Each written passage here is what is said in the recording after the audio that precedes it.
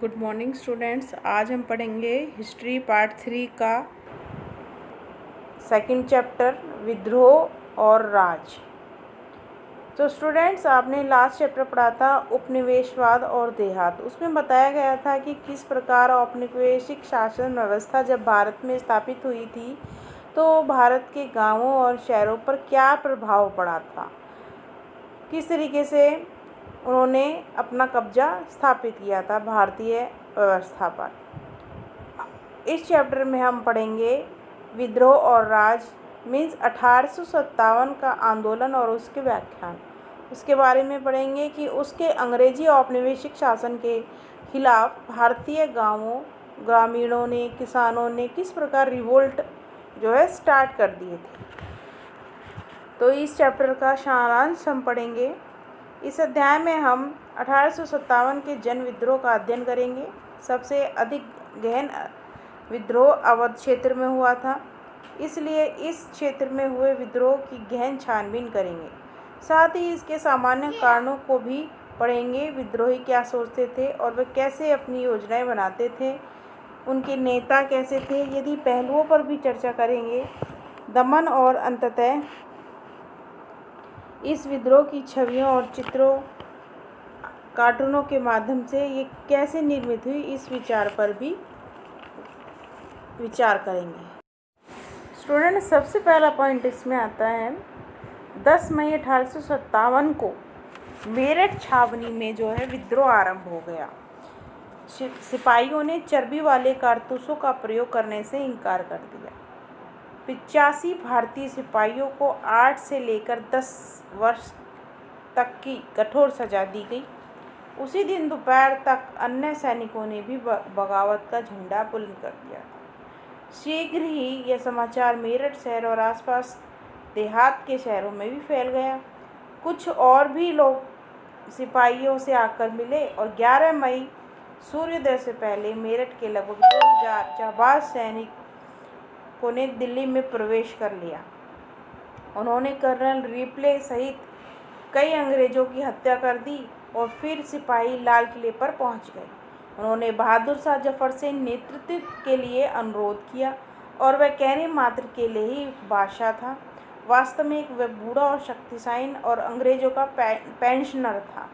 उसने संकोच और अनिच्छा के साथ सिपाहियों का आग्रह स्वीकार कर लिया। उसने स्वयं को विद्रोह का नेता घोषित कर दिया और इससे सिपाहियों के विद्रोह को एक राजनीतिक वैधता मिल गई। यानी कि वो जब अंग्रेजी शासन स्थापित हो गया था तो जो अंतिम मुग़ल बादशाह थे वो बहादुर शाह जफ़र थे, जिनकी बादशाही उन्होंने अंग्रेज़ों ने छीन ली थी और उन्हें लाल किले में रहने के लिए मजबूर कर दिया था और उनको एक पेंशनर की तौर पर वहाँ रखा गया था कि आपको अंग्रेजी शासन की तरफ से बस केवल पेंशन दी जाएगी और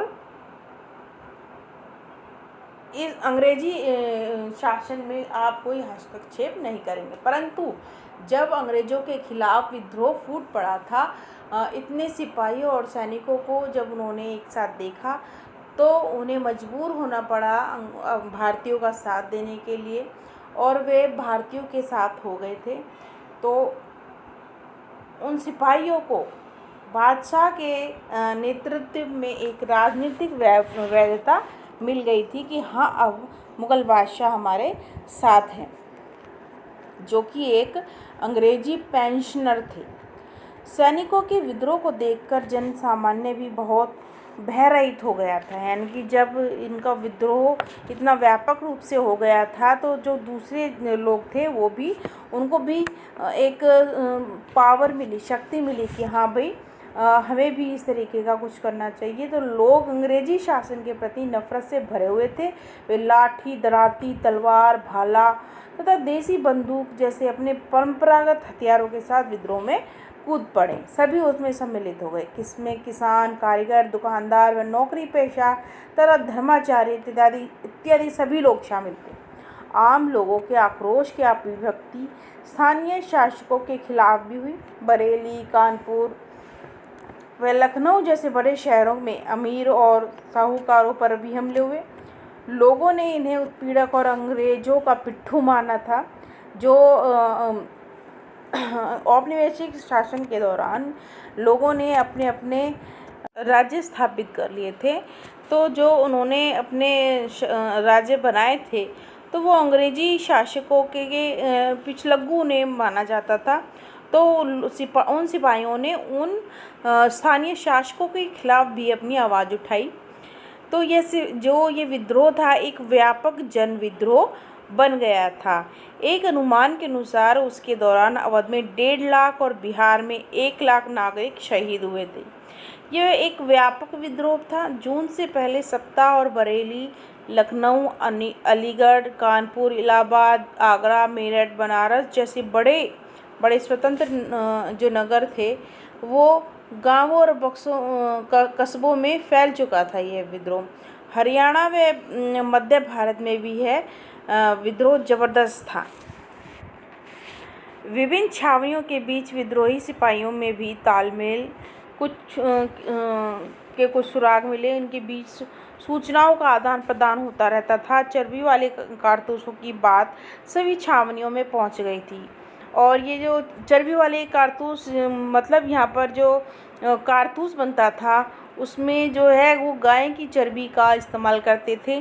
तो जो हिंदू सिपाही थे वो इन कारतूसों को जब फेंकते थे, वो अंग्रेजी सेना में हुए, तो जब वो उस कारतूस को मुंह से काट करके फेंकना पड़ता था तब वो फटता था।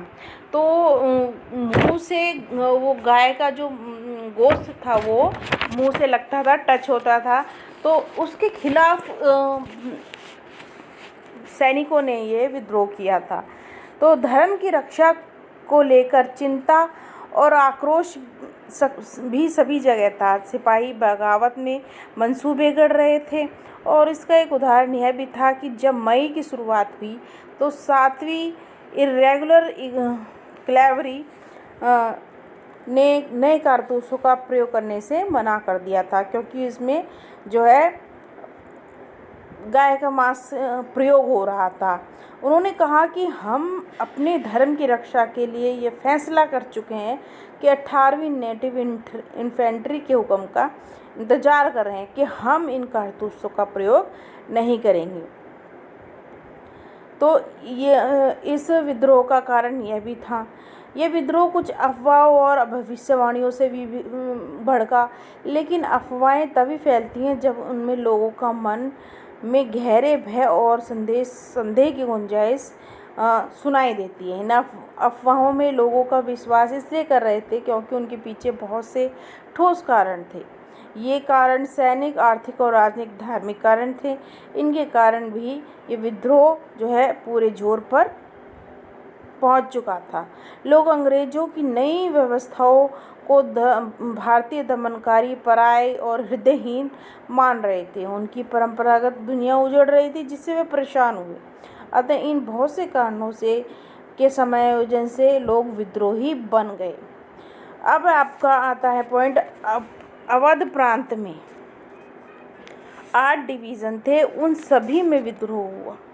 यहाँ किसान व दस्तकार से लेकर तालुकदार और नवाबी परिवारों के सदस्य सहित सभी वर्गों के लोगों ने वीरतापूर्वक संघर्ष किया। हर एक गांव से लोग विद्रोह में शामिल हुए। तालुकदारों ने भी सभी गांवों में पुनः अपना अधिकार प्राप्त कर लिया जो अवध के विलय में उनके पास नहीं थे, छीन लिए गए थे जब अवध का विलय हुआ था। तो इस प्रकार ये विद्रोह सभी जगह फैल गया था। संक्षेप में कहा जा सकता है कि अवध में भारी विद्रोह देहात व शहरी लोग, सिपाहियों और तालुकादारों का एक सामूहिक कृत्य था।